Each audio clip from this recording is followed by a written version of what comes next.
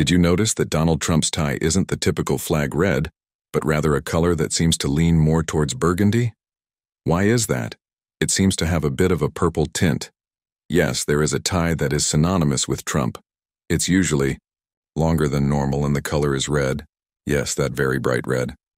It's often said to be a bit too much, but even though it might be described as too much, it is actually the signature color of the Republican Party, the party's political symbol, and in a way it's like carrying a flag.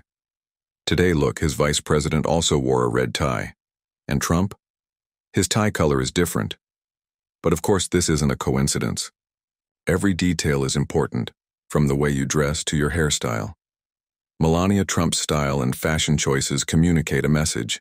She chose purple as a color because when you mix the blue of the Democratic Party and the red of the Republican Party, you get purple. Donald Trump, by choosing this color, might be sending a message of unity. Perhaps in yesterday's victory speech he was trying to convey that message, at least symbolically, through his tie. Joe Biden's wife also chose a shade of purple that is closer to lavender. Usually a Trump appearance comes with certain expectations, but perhaps this time the goal was to send a message of unity as well.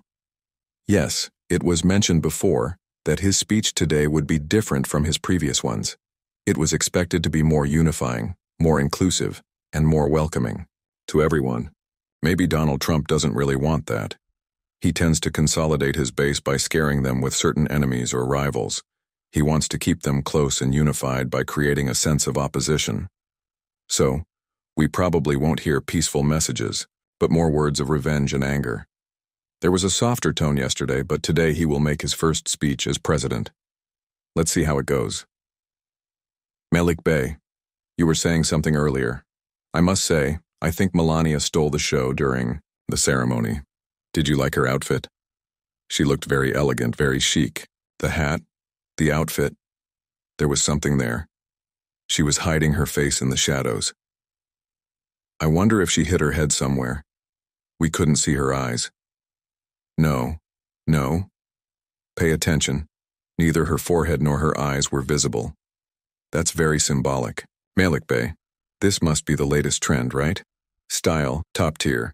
But let's leave that aside and focus on the opposition. The opposition needs to speak out. For example, I wore a red tie yesterday, but today I didn't wear it in red to avoid being called Trump.